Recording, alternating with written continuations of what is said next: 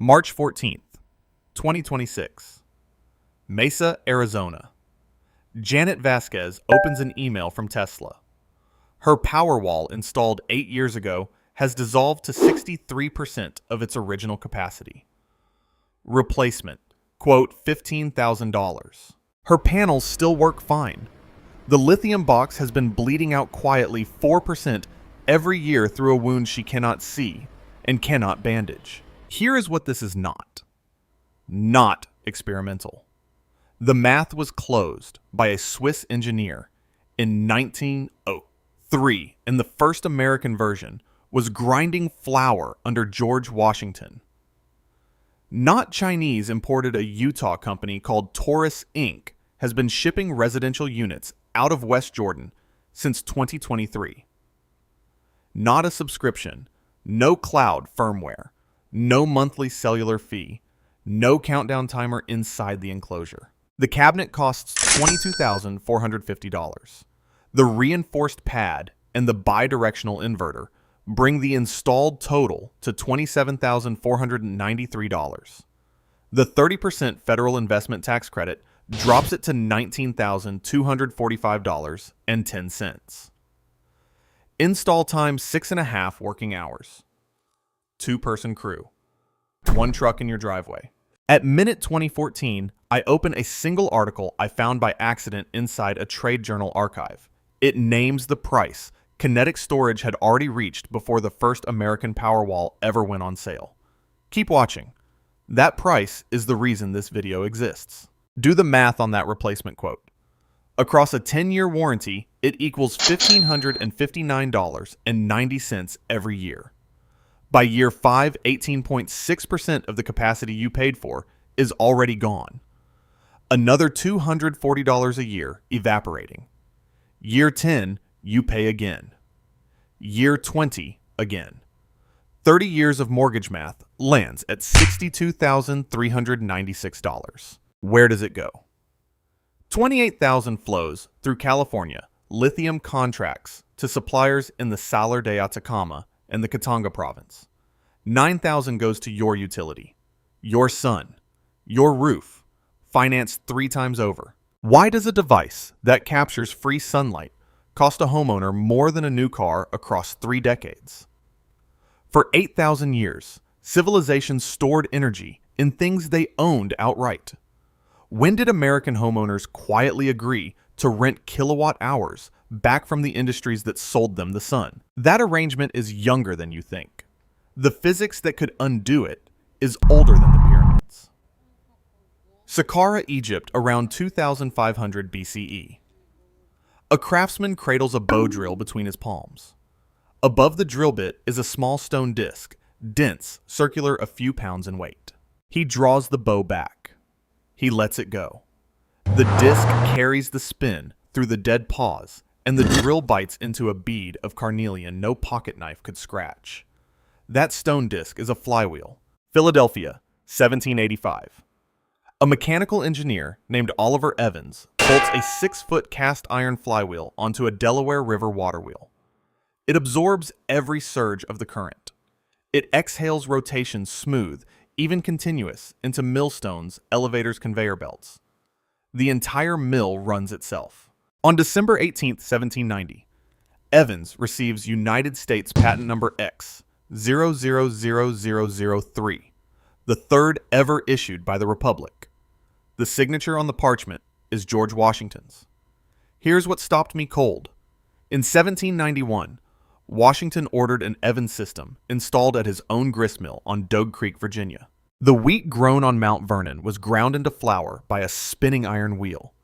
The flour was sacked, stamped with his name, and sold to merchants in Alexandria. The first American president ate bread that was kinetically stored. The original Evans gearing is still on public display at Mount Vernon today. 2 American institutions have confirmed the same physics in the modern era. The University of Texas at Austin Center for Electromechanics in its Department of Electrical and Computer Engineering ran test campaigns at the Pickle Research Campus under Dr. Robert Hebner. Rotors completed over 100,000 charge-discharge cycles with no measurable capacity fade.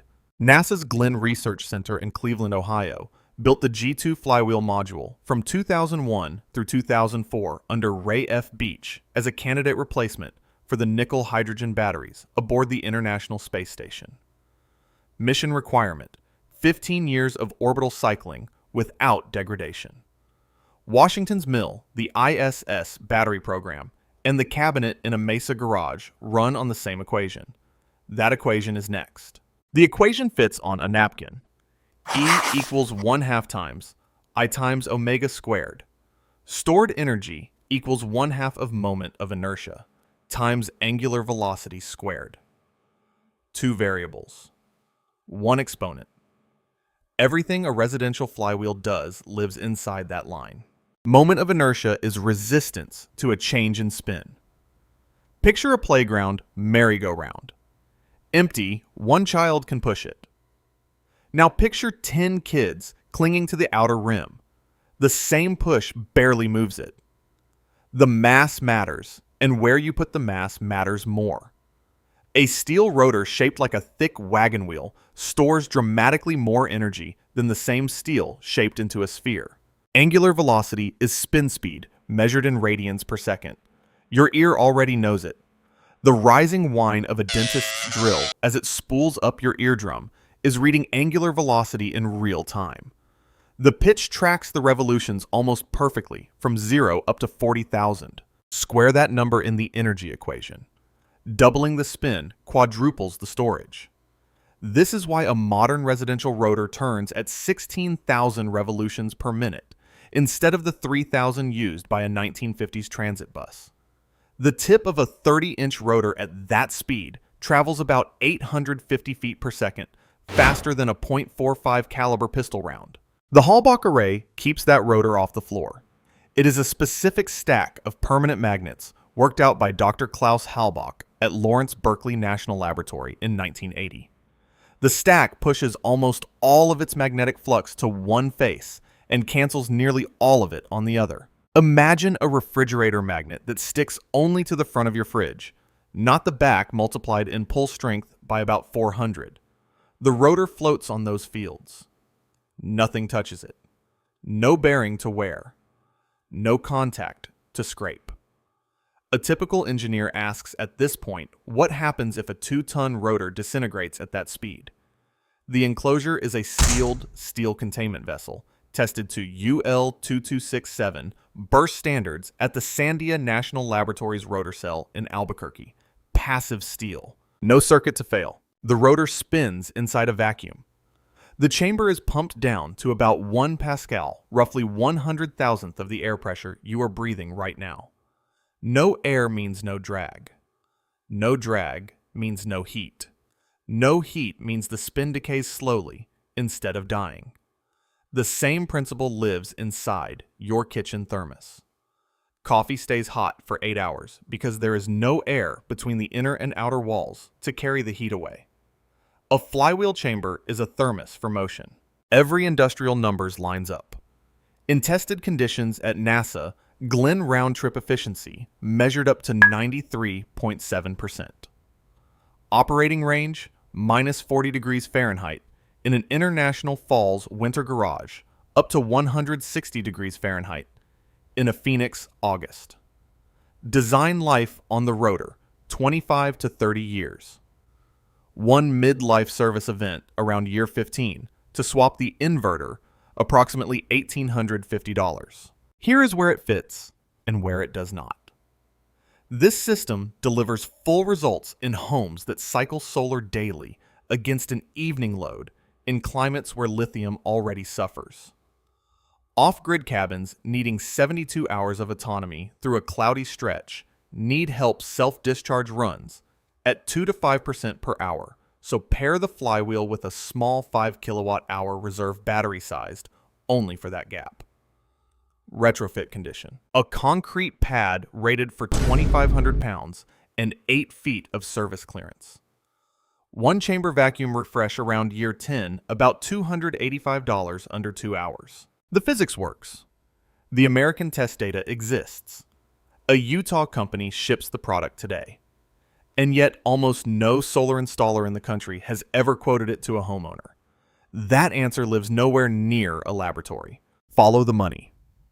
On December 5th, 2023, Tesla Energy Operations cut the ribbon on Megafactory Lathrop in San Joaquin County, California, a $5.5 billion factory dedicated entirely to lithium.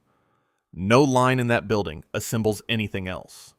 The entire global residential flywheel market that same year was smaller than a rounding error on Tesla's quarterly storage report. On August 28th, 2022, the National Fire Protection Association published the current National Electrical Code. Article 706, the chapter covering energy storage, was rewritten from the ground up. The text acknowledges mechanical systems in one opening sentence. Every installation rule that follows is written around a chemical battery cabinet. A homeowner installing a flywheel today pays roughly $3,400 extra for a licensed engineer to certify the gap between what the code says and what the hardware actually is. A homeowner installing lithium pays nothing. A Benedictine monk named Theophilus Presbyter wrote down the working principle of a spinning mass on a magnetic cushion in the 12th century. Prior art that old closes the door on any primary claim patent. No patent means no monopoly window. No monopoly means no investor appetite. No investor appetite means no factory, no sales force, no lobbying budget, no trained installer. Lithium carries patents on its separator films, its electrolytes, its cathode coatings, and lithium fills the retail shelf. Add the insurance riders. Add the time of use electricity bill that a real storage system would cut. Combine those with the replacement amortization and the capacity losses you already heard a minute ago. The annual leakout of a typical American garage lands right around $2,220 every year for a problem already solved. The real answer is older than Tesla, and I found it by accident inside a footnote I was not even looking for. I was deep into an episode I was never going to publish. The subject was a Navy destroyer program from the early 2000s, shipboard power, nothing to do with houses. Dry material. A single footnote near the back of the declassified summary pointed at a civilian cost study out of a university group in Austin, Texas. I pulled the reference. What I found instead was an article that had been sitting in plain sight for longer than my marriage. The title of the article is Flywheel Batteries Come Around Again. The journal is IEEE Spectrum, April of 2002. The authors worked out of the University of Texas at Austin. The archive is free to anyone with an American Public Library card. Almost nobody has read it. In 24 years, fewer than 200 other papers have cited it. It has been sitting there the entire time. Here is the number that stopped me. The article documented that a flywheel rotor had already reached a cost of $100 per usable kilowatt hour in 2002. Lithium did not cross that same line until 2017. 15 years later, the pieces were ready. The rotor math out of Austin, the magnetic bearings from Livermore, the modern power electronics from industry, they sat in 3 separate research silos for 2 full presidential decades. Nobody bolted them together in a residential cabinet, until a Utah company quietly did. Add up the complete stack, the steel rotor, the passive bearings, the modern inverter, the cabinet across a 30-year mortgage. The lithium equivalent over the same stretch costs about 3 times that. The difference per household is north of $40,000. That is a second car paid off. That is 4 years of in-state tuition. That is a kitchen remodeled. The article has been sitting there since the Bush administration. I have not looked at my own garage wall the same way since I read it. Answer this in your head. Does your battery degrade yearly if you believe that real knowledge has been quietly pushed aside while subscriptions filled the shelf? Subscribe. You are the reading list I write for. Next week, 8 Eastern I open, Department of Energy Report, DOE/CS-0114. Published May 1979. A 2,400-year-old Persian structure the agency recommended to American home builders, and everyone ignored. Pinned in the top comment, side by side, spec sheets for the 3 kinetic storage systems currently shipping inside the United States.